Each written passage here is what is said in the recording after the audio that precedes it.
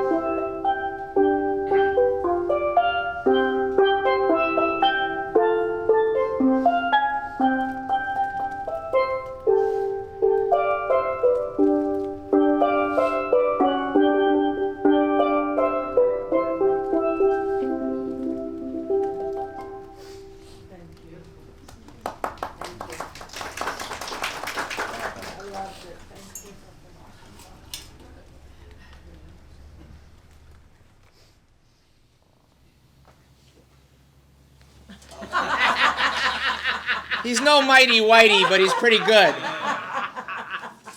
Thank you.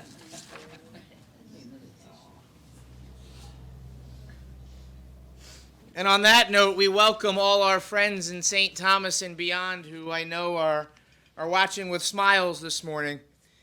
Good morning, ladies and gentlemen. For those of you I haven't met yet, my name is DJ Wright, and on behalf of our family and our care team, our thoughts and prayers are certainly with you all. Frank was a member of our family here, and we're certainly going to miss him, but more on that in a little bit. For those of you who are watching, again, we welcome you here today, and I would encourage you, as I would encourage everybody here, if you can do me a favor, if you have anything that makes noise, pull it out, look at it, and turn it off, or put it in silent or vibrate. And for those of you who are watching with us, if you could kind of just pretend you were sitting here in this space with everybody and just kind of put aside any of the noise. And we're going to talk a lot about noise today because there's a difference between noise and life, and that's the message I think Frank wants to get across. It would be much appreciated. So We're going to do a couple things today. Per my boss, Linda has this habit of saying, it's my boss. And I'm like, you're the boss. When did I become in charge? Because if she's here, she's the boss. I have to keep this to only a mere 3 hours today. Which is short for me. But no. I got the timer going. Oh, I feel the look from behind me already. I know it's coming. But we're going to do a couple things. I have some things that will be short, sweet, and to the point. I know what Frank thought about this day because we had a conversation once. And I think the message that he'll want to get across has been the message that you've been experiencing since you hit the front door and you heard that beautiful music. But more on that in a moment. We're also going to have a few moments for anybody to share from their heart. And I know some people have some marks prepared. Other people sit there and they hear me say that and they freak out saying, oh my God, I would have written something. No. Sometimes the best things come right from here. It's okay to speak from your heart. I would remind you that we do have the military time schedule today. And I don't want the captain, the real captain, to yell at me. So,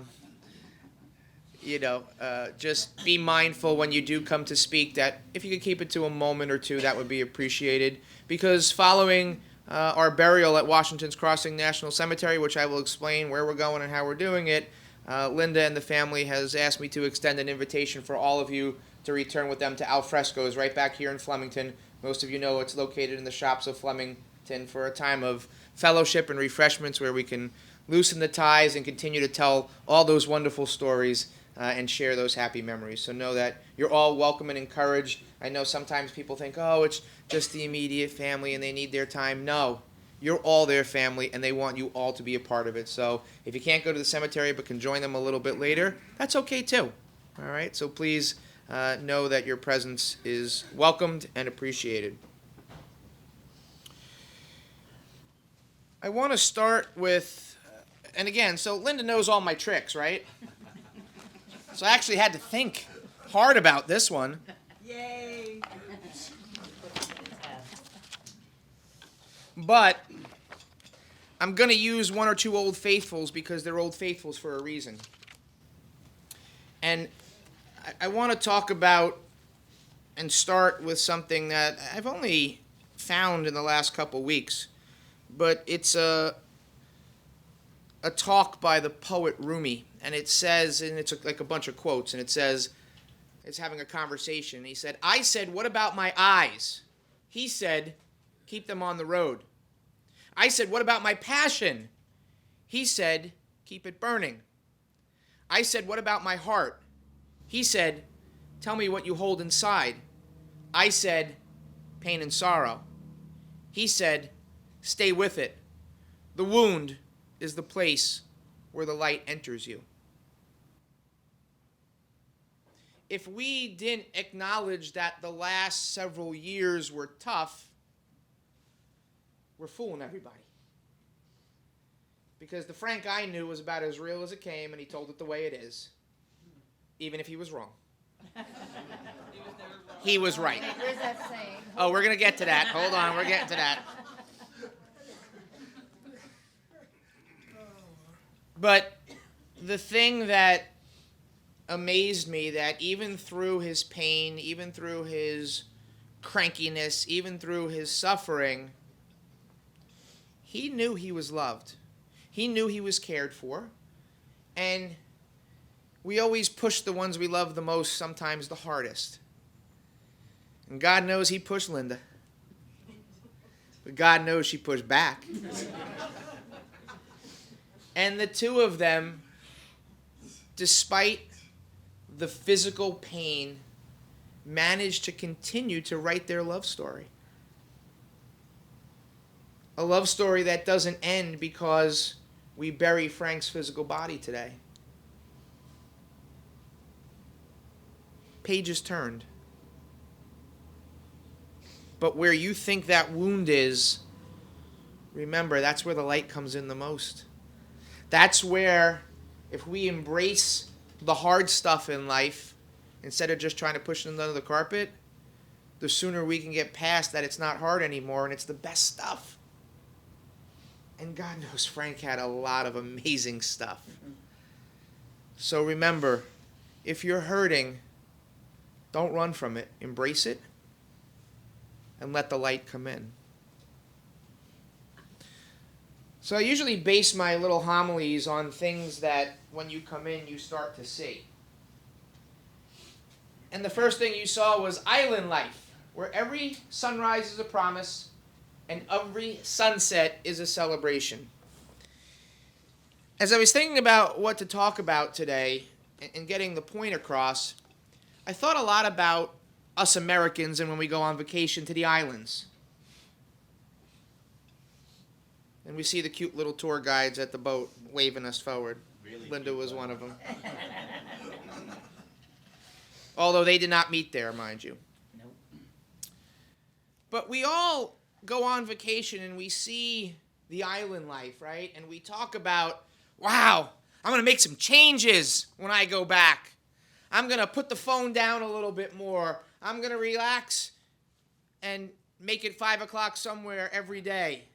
I'm going to try to enjoy life a little more. And then what happens? We come back and we just let the crap take over.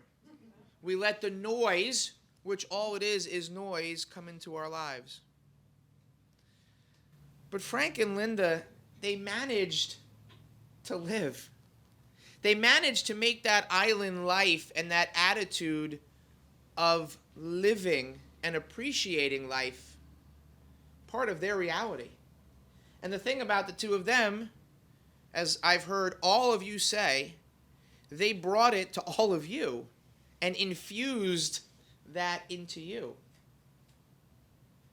And so as we sit here today thinking, what can we take from Frank's life? What can we leave here doing?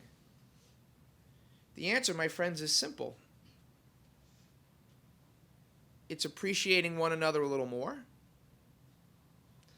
It's looking up at that sunrise and that sunset and forgetting you have to check your email. It's about loving a stranger, and I said that, loving a stranger just a little bit more because it's the right thing to do. Did Frank have all the answers? Yes and no. He thought he did. But did he try? Damn right. He tried. I don't need to tell you his life story. You know the man traveled the world. I mean, think about what he did. He brought technology to so many countries around the world that didn't have it. I mean, I know it's hard to remember a time, before there wasn't internet. But these places didn't have it. And he was a master at his craft. And what also got me was how so many people talked about Frank being that teacher. Frank loved to, in his own way, nurture and educate. And we had a couple of his work colleagues here today who, they said, Frank, took me under his wing. He showed me not just about laying cable and all the architecture that goes with that, but he taught me about life and living.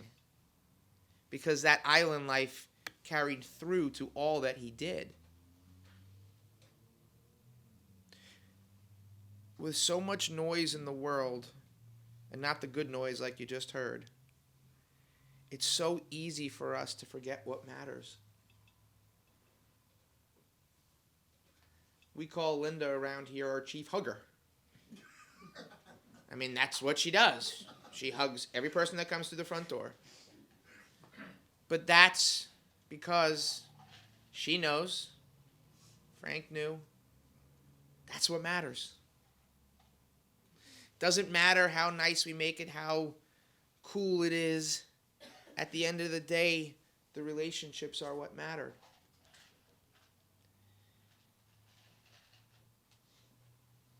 Linda, I got to tell you something that you probably don't know.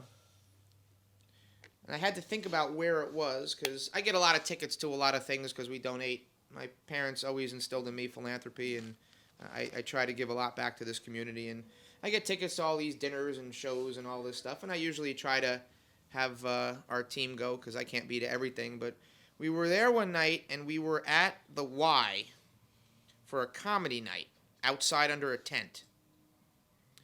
And you went to go get a drink, and I think you went with Jim or somebody, and you got up and you did one of your little shimmies, being your little smart self.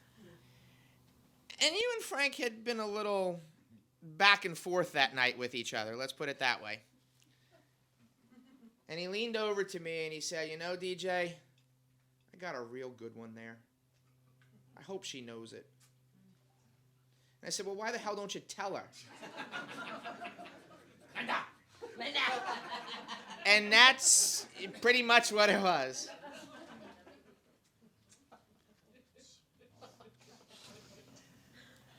But he knew. He knew in his soul.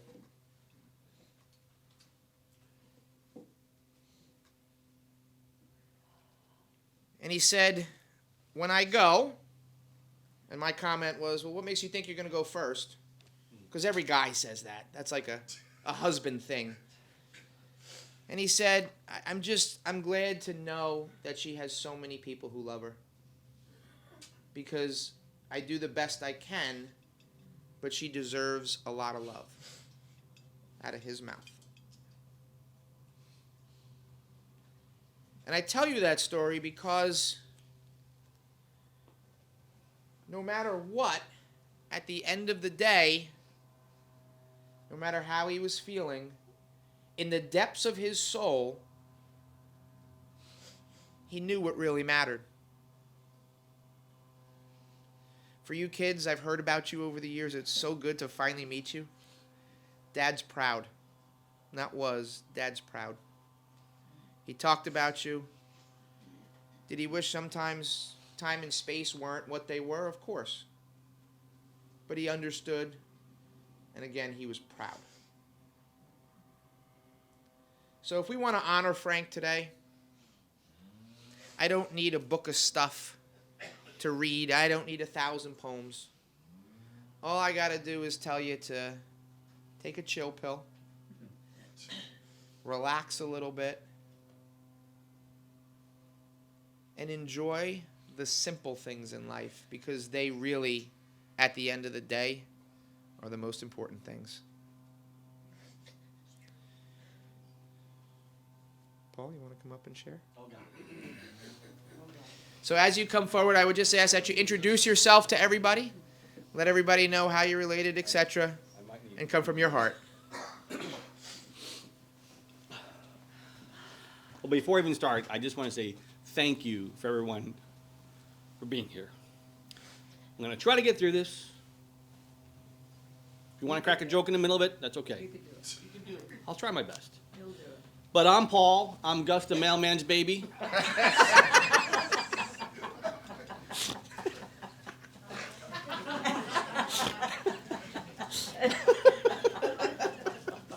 I really am, by the way, just so you know.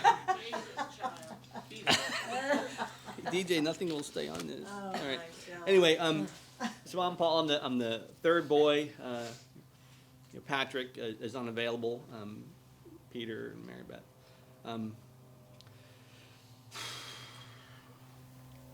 Deep breath. You can do it. You got this. I'm gonna start calling him Frank from now on, because you guys know him as Frank or Frankie or Uncle Frankie. Where's Rosemary? I don't know. I'm gonna point people out, but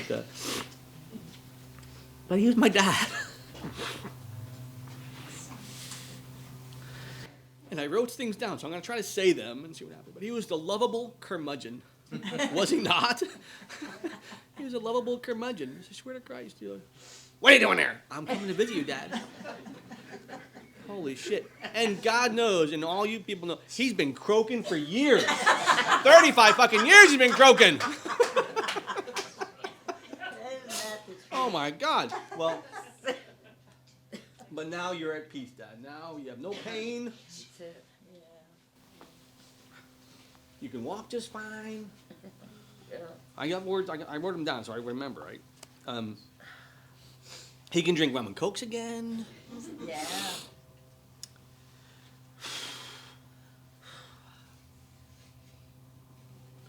And he can make peace with his father and mother again. Another one I put out. So Tommy, if you're out there, and Linda, it's all good. It's all good now. Patrick as well. So I put that in. Grief is going to hit us in many, many different ways. And my speech isn't that long. My wife knows I can talk for hours, but DJ will cut me off, I hope. But I will. I got it. but I tell you, so I came in the door, and you guys did an amazing job. So DJ, staff, thank you very much. It's freaking amazing, overwhelming, awesome. You can do it any way you want. And there's still some rum left in the back. But grief is going to hit in weird ways. And George, I apologize. Where are you, bud? Where is he?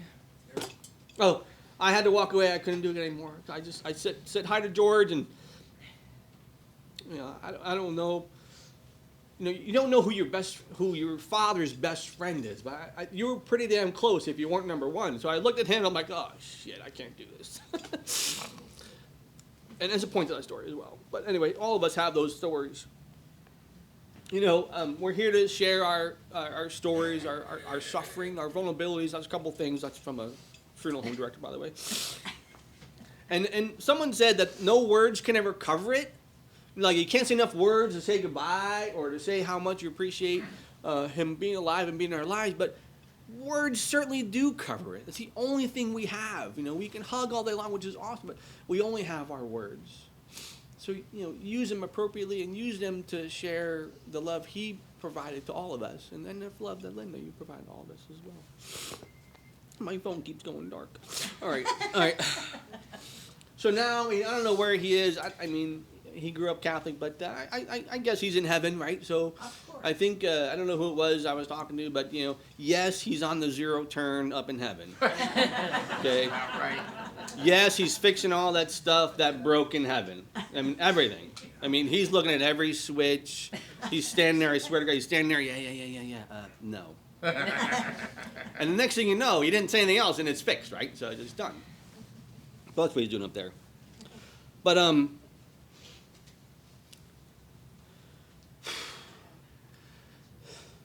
I don't know if you all know, but my dad left us when I was very small. I was like 3, I think. I don't even know. I barely remember that part. So I had to fall in love with my dad. Like, you love your dad. We all love our dads. But I had to fall in love with this guy because it wasn't easy. I don't know how you did it, and I thank you for doing it because it was not easy. And in 1987, I was a freshman in college. And I was in the islands like 84 or whatever. I don't know what year it was. It was some year. And I say it all started then because here's Dad and Linda and Dad, I told you a couple hundred times, he's got rum and coke in one hand, the steering wheel and the stick shift. We're driving down these island roads. I'm like, holy shit, we're all going to die. On the wrong side. Oh, my God, on the wrong side. Opposite side. Not same difference. But I started falling in love with him down the islands because, number one, it's beautiful. And number two, because he said, hey, meet me at that ship over there, right in the middle of Megan's Bay. I'm like, okay.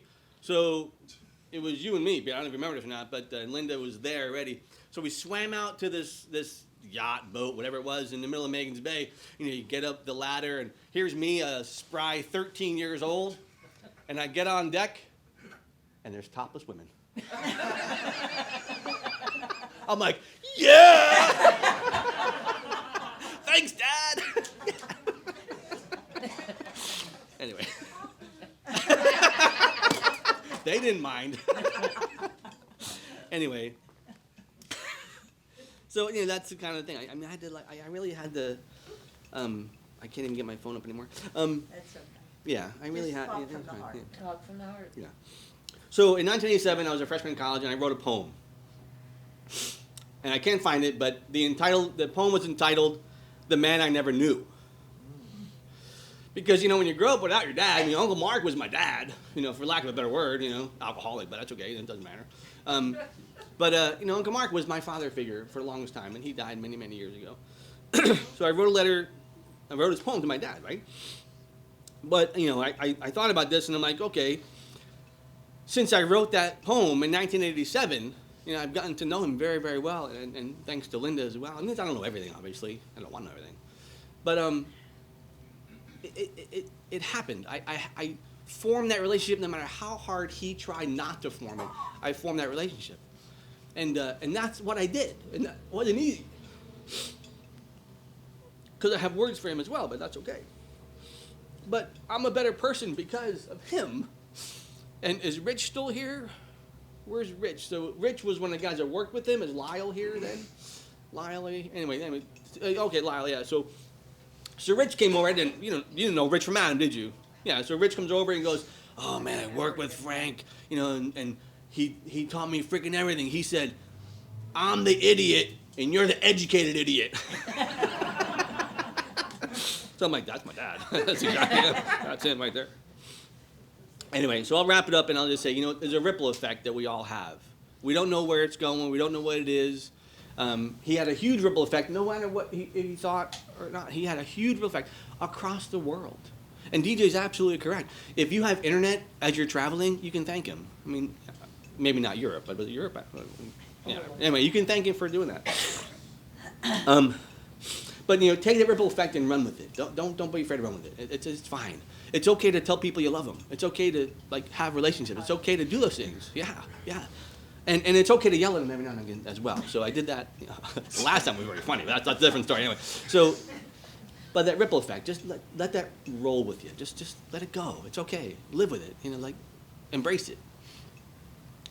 And the last thing I wanted to say, and I'll try to say this with a straight face as best I can. I think I can do it.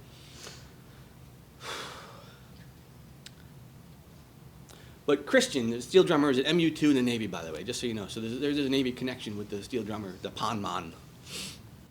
And just like Christian playing that steel drum, I would wish that Dad's life can reverberate through yours with joy. Because that's, I think, what he really wanted. He wanted you to be happy. I mean, he may have been an asshole every now and again, but he wanted you to be happy. And he took care of us. And that was good. And I love you very much for this. And I loved him very much for this. And let it reverberate. Let it go. Yeah. Okay? Thank you.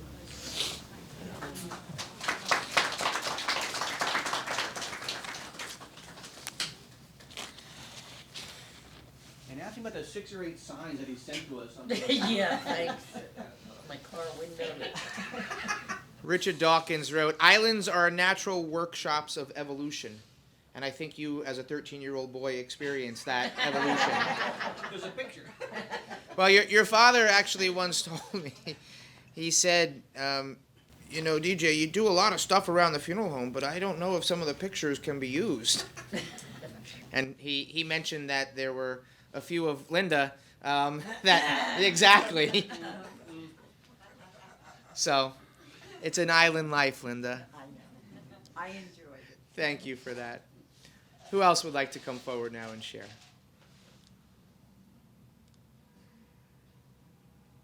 Come on up. Oh, Vicky. Should I keep everything a secret? Or should I share it? Oh, be careful. Be careful. I have nothing written, but our friendship goes back over 50 years. I met Frankie and Linda. First of all, Frankie. Linda was Linder. My name is Vic. Frankie and Linda called me Vicky. My wife's name at the time was Joni.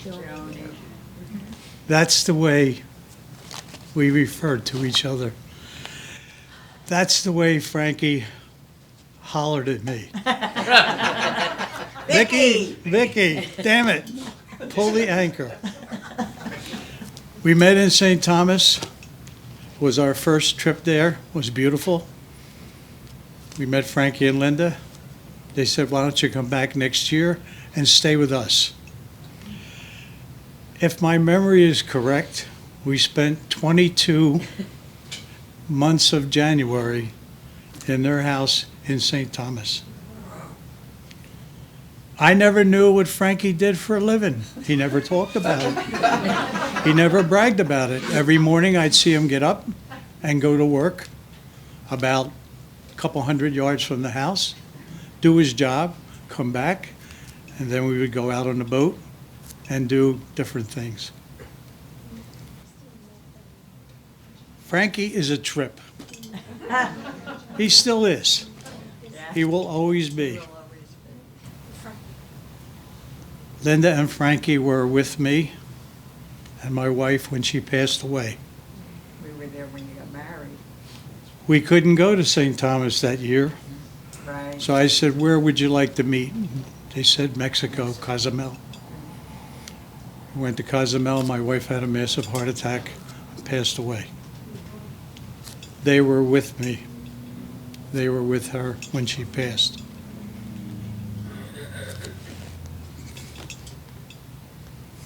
Those are things that you don't forget.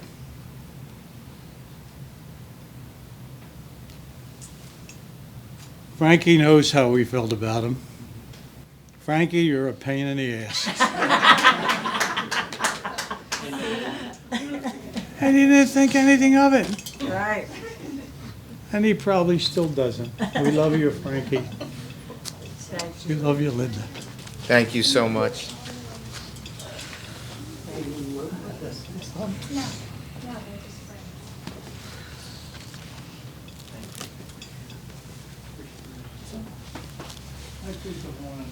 We can do that later. There's rum left, remember? In a sense, each of us is an island. In another sense, however, we are all one. For though islands appear separate and may even be situated at great distances from one another, they are only extrusions of the same planet, Earth. And your words just remind us that no matter where you go or how you are, that friendship stays tight. And it was so nice to finally meet you because I've been hearing about you over the years too. Thank you for your words. Who else would like to come forward and share? I know we had a hand over there. Oh, here too. As many of you know, I'm Linda's daughter, and I am also Frank's daughter. Frank and my mom got together when I was like 15. He is my Pooh Bear. And he's taught me so much, but he's taught me how to love. And through that, I've got nephews, I've got his brothers, and I've got sisters and sister-in-laws. And I'm not good at this, but you said it from the heart. And I'm going to miss our PIA so much. And I told Mom he's our PIA just last week. And I just want to say I love you guys very much. You will always be my family. And I hope I'm always still yours.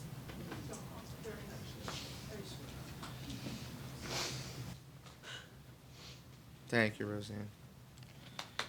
I'm always apt to say, death can be one of two things. It can be an anchor that weighs you down, or it can be jet fuel that propels you forward into new relationships and new ways. So, although as much as we're talking about water and islands today, let's not let today be the anchor.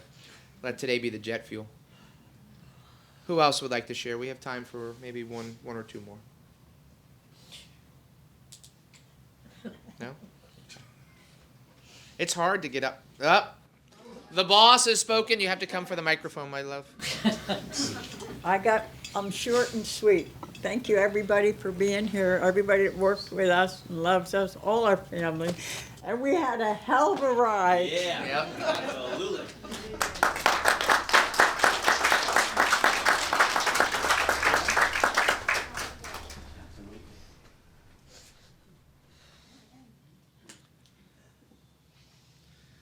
Life is like a balloon.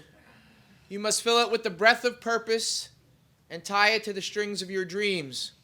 When you release it into the sky of possibilities, let it soar higher than your doubts, carrying your hopes and aspirations to places you've never imagined.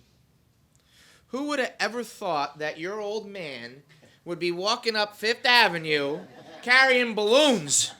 or telling people what to do with balloons. During the Macy's Thanksgiving Day Parade, for those of you who are watching, we have a big balloon with all pictures in it, and one says Frank and Linda, and it's got a picture of the parade route. Who would have ever thought? Backwards we walk. Backwards you walked. You used to practice on the towpath, if I remember correctly. So if you saw that strange guy walking down the towpath backwards, it's not Frank being Frank. It was actually purposeful.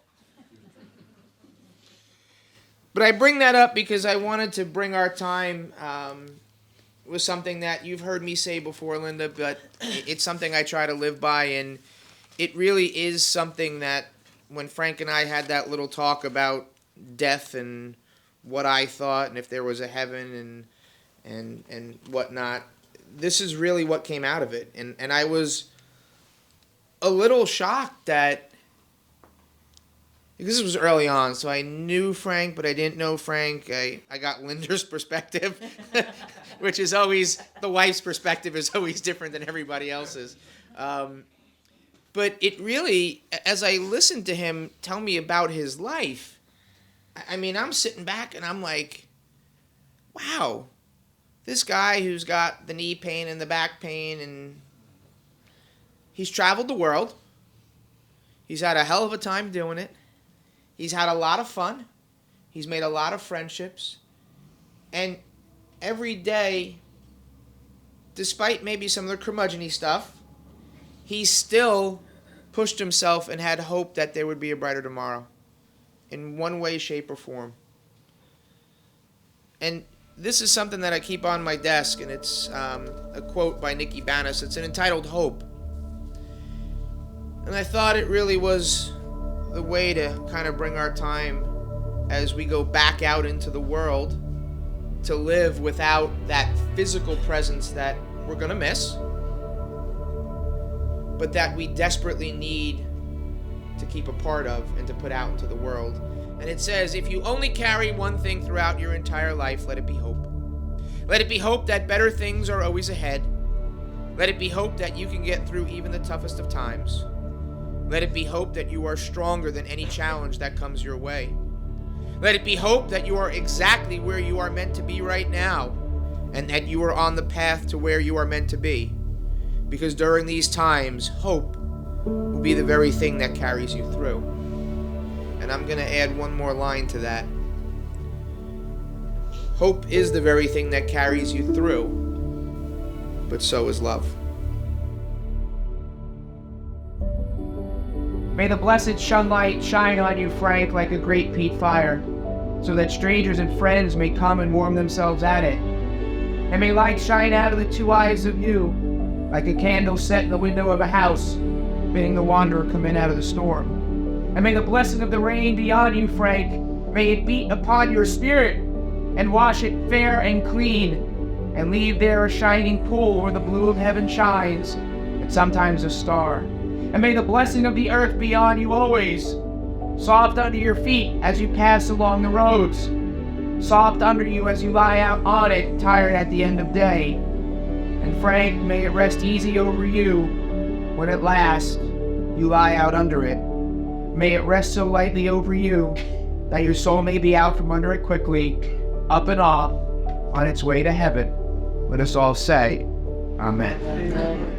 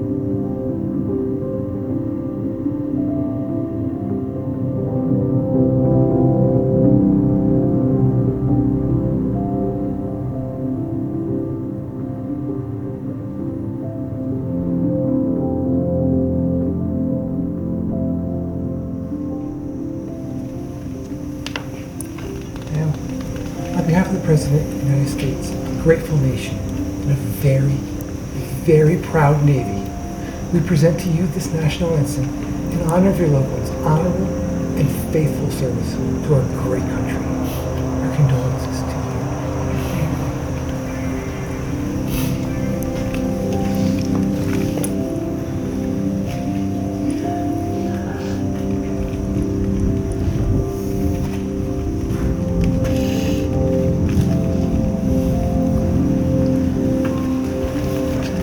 On behalf of the Department of Veteran Affairs, please accept these 3 rifle casings from the volley of rounds that were fired. They stand for duty, honor, and country. My condolences.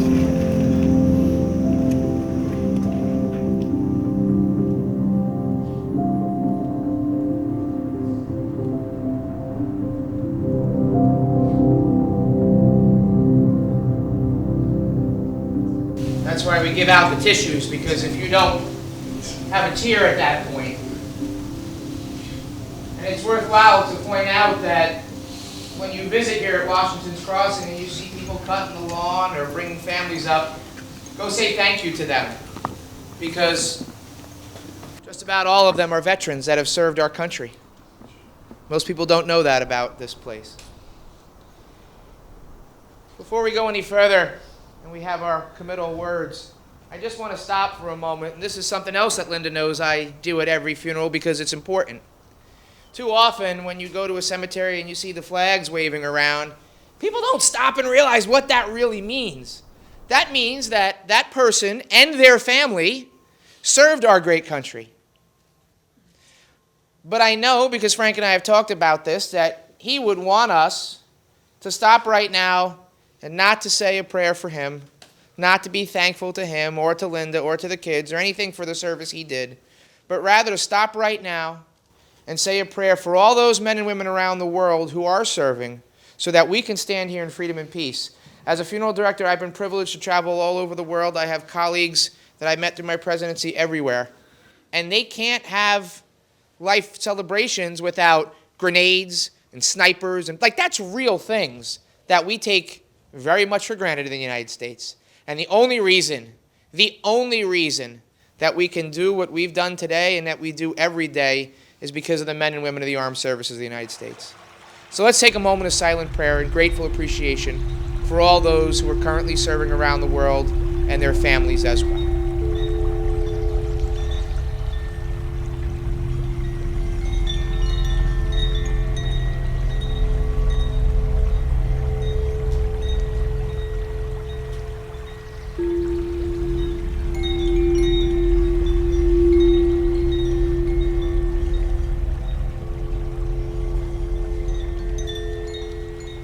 So being our time here is limited, I'm going to keep it simple.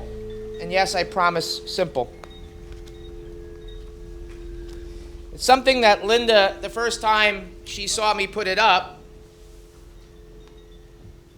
she said, "I really like that.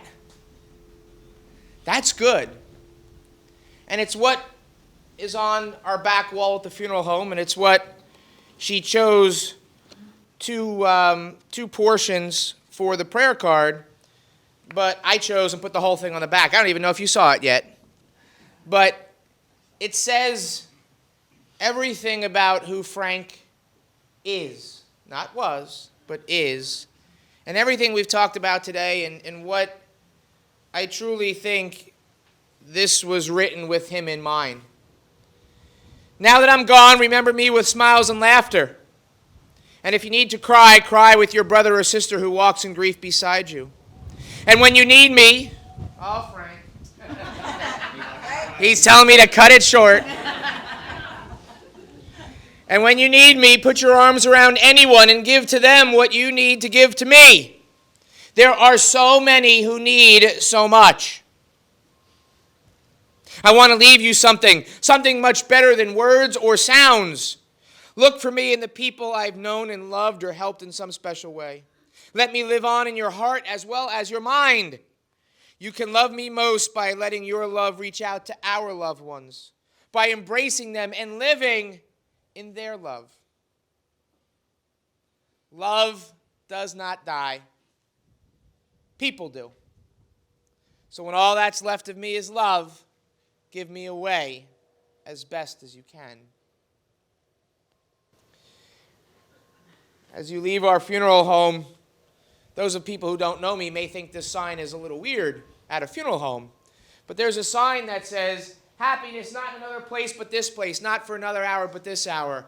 I think that all of you who've come through today realize that we have right now. This is what we have. This is who we have. We have a choice. We can live our life with hope and love, or we can choose not to. We can choose to, as I said before, appreciate that beautiful sunrise, that beautiful sunset, and whatever happens in between, or we don't. Deep down, Frank lived. He packed a lot of life in. He touched a lot of hearts. And he loved. I think in some ways, he almost loved too hard, and he didn't know how that worked, and it scared him. But I saw it, and I know most of you did too. And let me tell you, if we can take a lesson to just love as hard as Frank did, I think we're making this world a better place. I'm going to give you a puzzle piece. And on the back of that puzzle piece, it says, you're a piece of the puzzle of someone else's life. You may never know where you will fit, but others will fill the holes in their lives with pieces of you. And it says, thank you for being a piece of Frank's life. You know, sometimes we don't know where we fit, but we do. And we have to realize we never know whose heart we're going to touch, whose mind we're going to soothe, and whose heart we can really caress and lift up. Frank did that for so many. He'll do that long after this day is over. But Frank would want me to challenge you. What about you? How are you touching other people? Think about the way your life impacts others and the piece that you play in their lives. We make a difference to each other. Let the piece that may be in pain always let the light in. Again, on behalf of Linda and Frank's family, a very sincere thank you to all of you. Please travel safe. God bless.